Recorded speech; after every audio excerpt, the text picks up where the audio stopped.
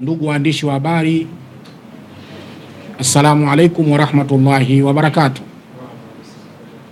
Tumewaiteni kwa ajili ya kuwapa taarifa ya kile kinachoendelea katika harakati za mashindano ya tuzo za kimataifa ya Qur'ani tukufu ambayo insha Allah tarehe 5 mwezi wa 4 Jumapili ijayo ndio kilele cha mashindano hayo. Ninapozungumza leo hii tumeanza kupokea washiriki toka alfajiri. Leo tumeanza kupokea washiriki, wameshafika washiriki kadhaa, na tunayo sample moja tu leo, kijana mmoja mdogo katika washiriki wadogo tunaye hapa kuashiria kwamba ili jambo sasa hivi limeshaingia katika utendaji rasmi. Tunawaomba waandishi muufahamishe umma kwamba zile tuzo za kimataifa za Qur'ani tukufu ziko pale pale, zitafanyika tarehe 5 mwezi wa 4 Jumapili ijayo. Kama tulivyosema toka wakati huo, washiriki katika mashindano haya safari hii wako kutoka katika nchi 25, nchi 25, tukichanganyika na sisi wenyewe tunakuwa nchi 26 insha Allahu taala, na tumeanza kuwapokea leo mpaka siku ya Aljumaa, huenda tutakuwa tumekamilisha kuwapokea washiriki wote. Ratiba yetu insha Allah, nusu fainali ya mashindano haya yatafanyika katika ukumbi wa Golden Tulip pale Unguja, Zanzibar. Ile Golden Tulip iliyokuwa karibu na airport, pale ndipo patapofanyika nusu fainali, yaani kuchagua wale washindi bora ambao watakaokuja kuingia katika fainali pale uwanja wa Benjamin William Mkapa. Nusu fainali hii itaanza saa 2 asubuhi. Kutwa nzima tutakuwa tuko katika ratiba ya fainali hizi, na inshallah mgeni rasmi wa nusu fainali hii atakuwa mheshimiwa makamu wa rais wa pili wa serikali ya Zanzibar. Ndugu waandishi, kama tulivyosema huko nyuma, mashindano ya mwaka huu yana vionjo vingi ambavyo vilivyokuwa vizuri. Tunaomba muihamasishe jamii ili waujaze uwanja wa Benjamin Mkapa kwa hamasa iliyokuwa kubwa, kwa mapenzi ya kitabu cha Mwenyezi Mungu ambacho ni Qur'ani tukufu. Tunataraji kupokea wageni maarufu, watasimama kuwaombea watu dua pale. Imamu wa kutoka Maka na Madina ataomba dua katika mashindano haya kuiombea nchi na viongozi wake, lakini kila atakayenyanyua mguu kwenda pale ataombewa na Mwenyezi Mungu, kwa Mwenyezi Mungu na imamu wetu hao, ili Mwenyezi Mungu amfungulie maisha yake, amuondolee mitihani na matatizo yake kwa utukufu wa Qur'ani tukufu.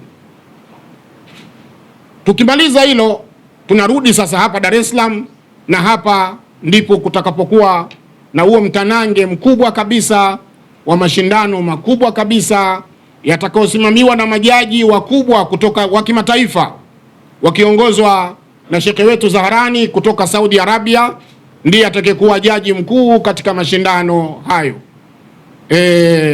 Tunawaalika Waislamu na Watanzania kwa ujumla wake tuje kushirikiana katika jambo hili. Mlezi wetu Samahatu Mufti Sheikh Abubakar ibn Zubair ibn Ali anatoa salamu za dhati kabisa kwa Waislamu, kama alivyotoa salamu mwenyewe katika ile presi ya mwanzo. Anatoa salamu za dhati kabisa, na yuko hapa ndugu yangu ambaye anamwakilisha Mheshimiwa Mufti kwa heshima yake. Atazungumza machache kuhusu salamu za mzee wetu, akiwaomba jamii nzima ya Kitanzania kuweza kushiriki katika mashindano hayo. Ama ile nusu fainali inayofanyika pale Zanzibar, ile ni fainali ya ndani, lakini itakuwa live na ZBC tu watarusha, na kule Zanzibar Cable watarusha. Kwa hiyo Watanzania wote, kabla ya kuja Jumapili, kwanza mkae katika television zenu katika siku ya Alhamisi kufuatilizia hii nusu fainali, ili mpate kuona nini kinachoendelea na mpate kuona wale watakaoshiriki katika fainali hizi.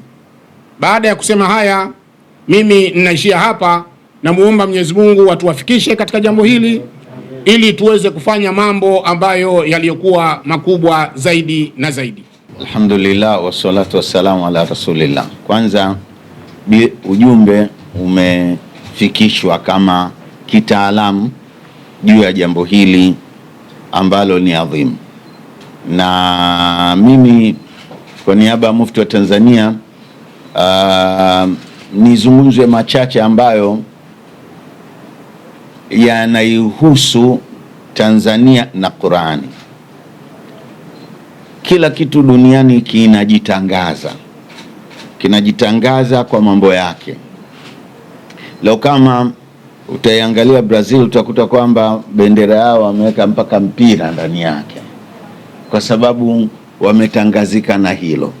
Naomba rasmi niwajulishe ulimwengu na Watanzania wenyewe wafahamu kwamba Tanzania hivi sasa, mmoja ya jambo ambalo linaitambulisha ni Qur'ani, ambalo ni kitu ambacho sio kwamba katika nchi nyingine hazipo, na pengine kunaweza kuwa kuna wasomi wazuri zaidi, lakini Tanzania inaanza kutangazika kwa jina la Qur'ani, kwamba nchi ya Qur'ani, kwa sababu haya mashindano ambayo yanayofanywa hapa katika nchi yetu ni mashindano ambayo ukitaka uyatafute katika nchi nyingine yote ulimwenguni huyapati. Sisi wengine tunaposafiri kwenda nje huko, basi ukitaja Tanzania, basi kwamba ile nchi ambayo watu hujaza uwanja kwa ajili ya kusoma Qur'ani imekuwa ni kama icon ama tangazo la nchi yetu ya Tanzania. Lakini tangazo hili lina faida nyingi sana, kwa sababu Tanzania inaunganishwa na Qur'ani ambacho ni kitabu cha Mungu, na Qur'ani inamtangaza Mungu. Basi tukio hilo linaipa nafasi Tanzania iangaliwe zaidi na Mungu. Dhalika man yuadhimu sha'ira Allah fa inna dhalika min taqwa alqulub. Mtu yoyote mwenye kutukuza kitu ambacho kinamtangaza Mungu, hiyo ni katika uchaji na kuonyesha kwamba huyu ni anamilikiwa na Mungu kweli. Kwa Tanzania, kwa kitendo hiki kinatufanya tuangaliwe kwa jicho ambalo nchi nyingine haiwezi kuangaliwa, kwa sababu wao hawana sifa hii ambayo sisi tunayo. Kwa hiyo chukua nafasi hii, na maslahi Mungu ndio huyo anayeomba mvua, ndio huyo anayeondosha vita, ndio huyo ambaye analeta amani. Nchi yetu ina amani mpaka sasa hivi, haijavunjika amani yake.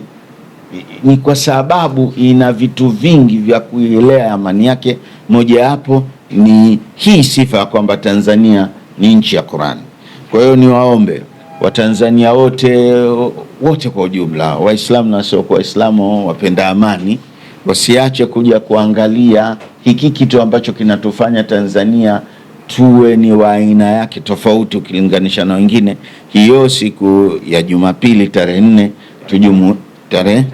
tarehe 5 Jumapili tarehe 5 tujumuike katika uwanja ule, tupate baraka za Mungu. Malaika wa Mungu waiangalie Tanzania imejaza watu, uwanja wa Benjamin Mkapa, alafu tuone Mungu anatuchukuliaje. Na mimi ninachoamini Mungu ni mwingi wa kulipa, mwingi wa ukarimu, ataibariki nchi yetu na kuizidishia amani na manufaa ambayo inayapata. Hayo mkoa machache nikomeshea hapo. Niwaombe wote tuwe pamoja katika jambo hilo. Wassalamu alaikum warahmatullahi wabarakatuh. Vijana wetu katika makundi tofauti, zawadi zao meza imekaa na waandalizi ni 1,125,000. zawadi zote za ujumla ni kwamba walioshiriki na ambao wameshiriki yale mashindano, wale walioshinda na wale ambao wamo kwenye ile jumla ya mashindano ni 125, lakini kwa sababu kabla ya kufikia pale tarehe 5 tutaita press nyingine, basi kuna huu mchanganuo mtaupata kwa vizuri, sio leo, kwa sababu zawadi ni vitu ambavyo ni haiba, havitakiwi vitoke haraka haraka. Wassalamu alaikum warahmatullahi wabarakatuh. Assalamu alaikum warahmatullahi wabarakatuh. My name is Muhammad Said Ahmed Zamzam Timimi from Mombasa, Kenya. I am 10 years old.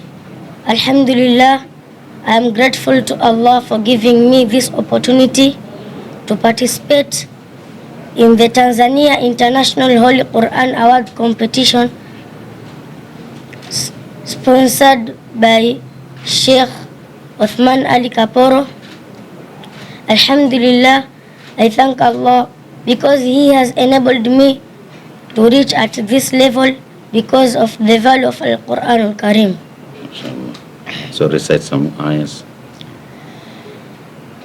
أعوذ بالله من الشيطان الرجيم. بسم الله الرحمن الرحيم. الذين جعلوا القرآن عضين فوربك لنسألنهم أجمعين عما كانوا يعملون فاصدع بما تؤمر وأعرض عن المشركين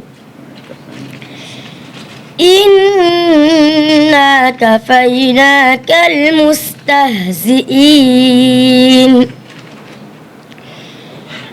الذين يجعلون مع الله إلها آخر فسوف يعلمون ولقد نعلم أنك يضيق صدرك بما يقولون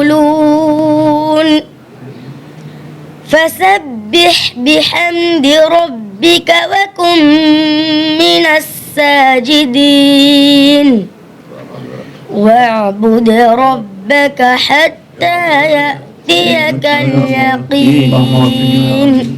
صدق الله العظيم.